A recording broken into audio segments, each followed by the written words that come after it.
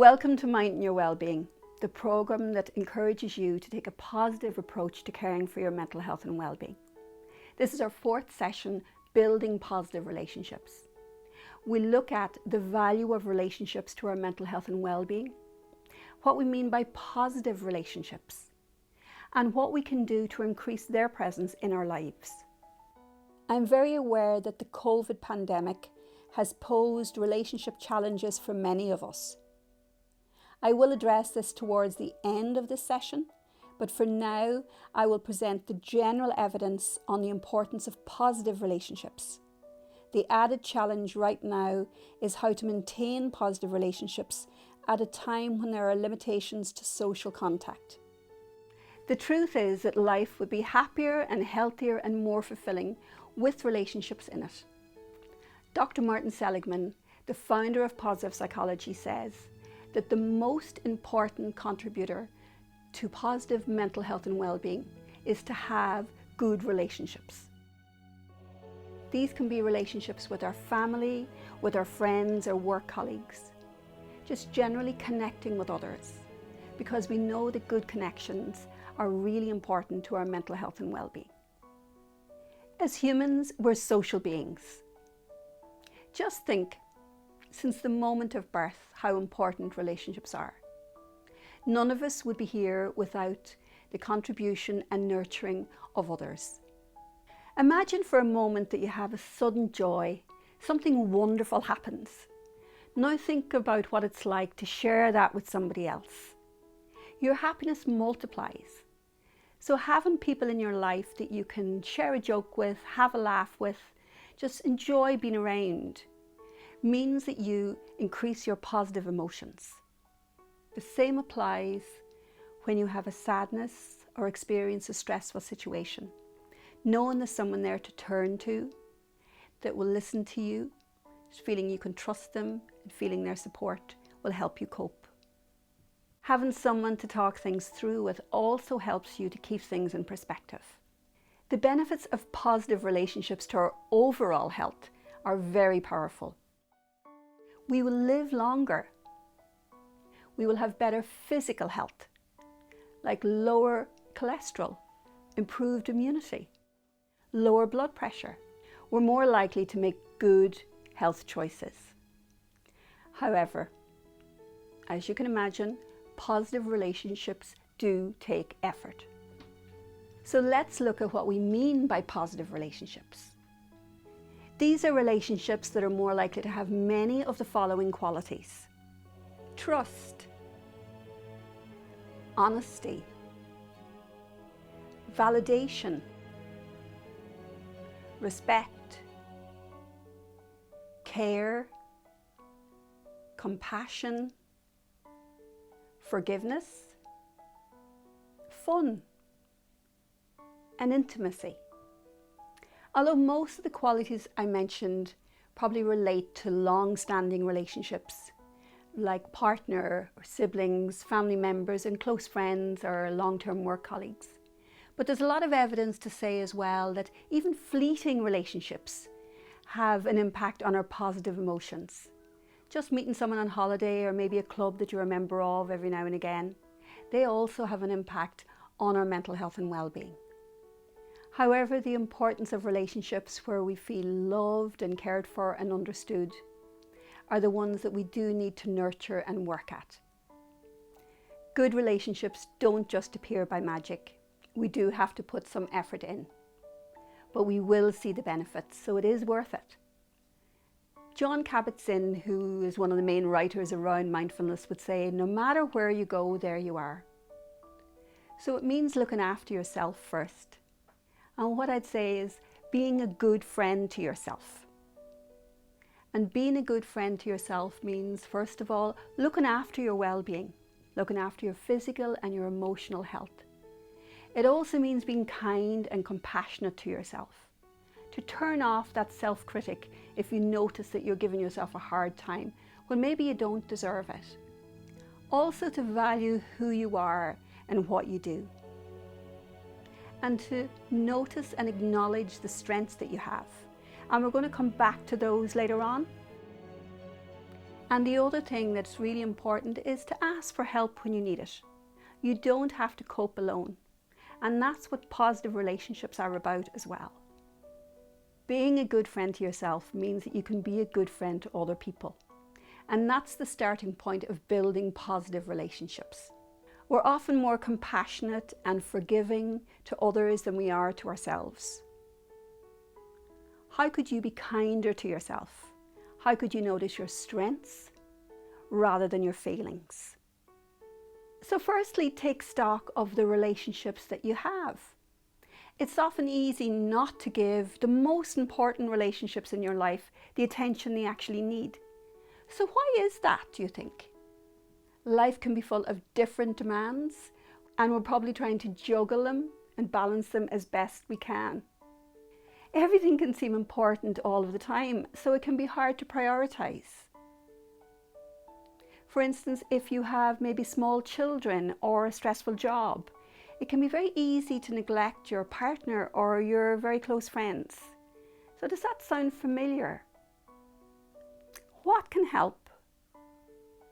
So how can we pay real attention to our relationships? When we're spending time with people we care about, what makes the connection really positive is our attention, given our focus and attention to that person. So no matter how short the time is we might have, it could be 10 minutes in the garden kicking around a ball, or it could be having a quick cup of tea with someone. It's the quality that matters. It's paying attention that makes the difference. We always know when someone has been fully present, and we can be very alert to when someone isn't actually listening to us. We need to show the other person that we're focused on them, not on our phone, and not trying to multitask at the same time. This strengthens our relationship more than if we actually spend twice as long with them, but we're distracted for most of the time. It's not the length of the time we spend with people, it's the quality of the time. Relationships thrive from shared experiences and time together. And it doesn't matter what you're doing, as long as it's something that you all enjoy. And sometimes we have to make the extra effort. Maybe a friend hasn't been in touch for a while, so you could reach out and make that call. And then you might be surprised to hear there was a good reason why they weren't in touch with you. I know what happens with me sometimes is I think of someone that I want to call. But maybe when I'm thinking of making a call, it's not the right time. I don't have the time at that particular moment. So I decide I'll do it later. And then later comes, and maybe I still don't have the time. So the call doesn't get made. But what I find lately, what works for me, is if I make a plan, a decision as to when I'm going to make the call, when I know I'll have the time to give the person my full attention and to enjoy the call. So I set a reminder in my phone, and that way it gets done. And I'm usually delighted I made the call. And so is the other person. Because when it comes to positive relationships, good intentions really aren't enough. We do have to make the effort, and the other person will appreciate that we have. And this is the basis for positive relationships. If you have a friend that you've lost touch with, maybe it's time to pick up the phone or to send a card.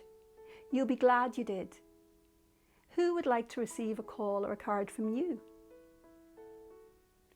Aside from building positive relationships, this is also an opportunity to increase your positive emotions, which we know is important for your mental health and well-being.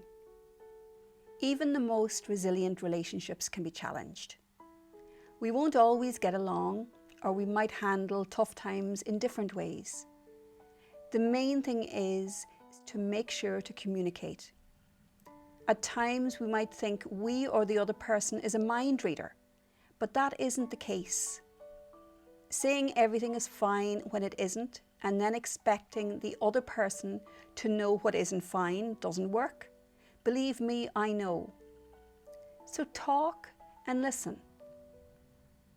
If there has been conflict, you've fallen out, or you just can't agree, set aside some time to talk. If the conflict is with a partner, make time when you won't be interrupted. If the conflict is with a friend, be the one to reach out and arrange to meet, maybe for coffee. Don't let it fester, as it can grow arms and legs and become bigger than it needs to be. And sometimes relationships need help. If you are struggling, facing it with the help of others can help you through it. Tough times are when we need our friends and family, or perhaps professional help. So ask for it if you need it.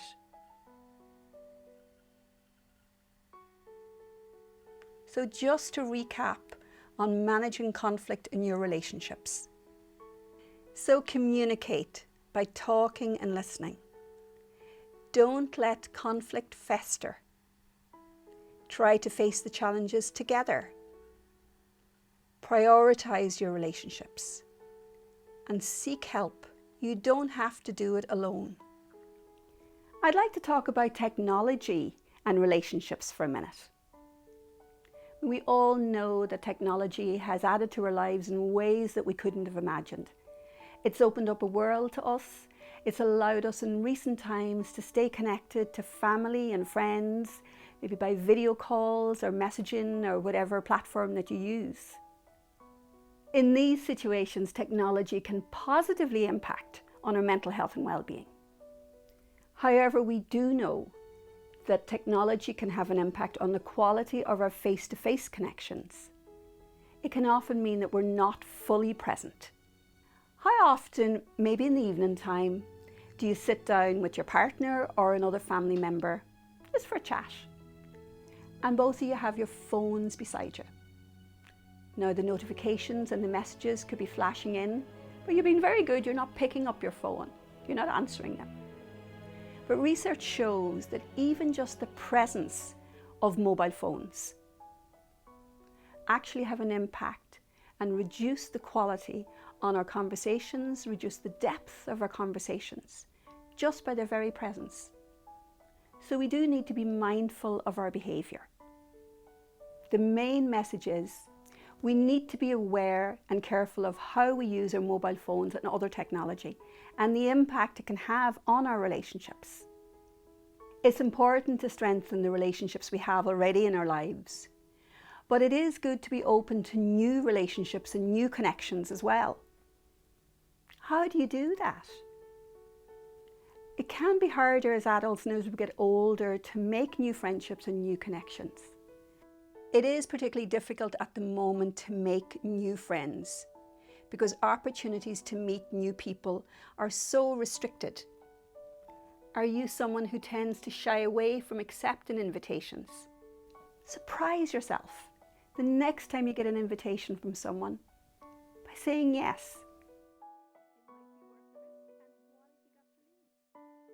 Another way of doing this is to rediscover old hobbies or interests, or maybe new ones, and that's the way of connecting you with new people. I appreciate that COVID-19 makes it difficult to reconnect with old hobbies, especially if they involve indoor gatherings. But now might be a good time to do some planning ahead and thinking about what hobbies you might be interested in developing in the future, especially hobbies that involve other people. This is particularly important if you are someone who feels lonely or isolated. Or be brave and be up for trying something totally new. Maybe something that you were always interested in, but thought it's not for me. Give it a try. You might be surprised. Find out what's going on in your community or maybe in your workplace. There might be clubs or social events that you actually might enjoy. Another way is volunteering. Volunteering can be a great opportunity to meet new people and to use your skills whilst giving back to your community. The longest study ever carried out on well-being was done by Harvard University over 2 generations. and they discovered that the biggest predictor of good mental health and well-being was the quality of relationships that people had. This is proof of the importance of building positive relationships, of strengthening the relationships that we have, and being open to new ones. There is no doubt that the COVID-19 pandemic has challenged all of our relationships. It has made it difficult to make new relationships across all age groups. The COVID-19 pandemic has meant that people have been cocooning or isolating together or being alone for long periods of time. However, when faced with such difficult times, the importance of positive relationships has never been more important. It's our relationships that keep us going. And if ever there was a time to mind and appreciate the relationships in our lives, then that time is right now. So just to recap on our session on building positive relationships, remember that relationships are crucial for your mental health and well-being. And positive relationships start with being a good friend to yourself. You can build your positive relationships by being present, working on your communication, being mindful of your use of technology, and being open to new connections. Our next and final session is about improving our resilience. So I hope you'll join me again.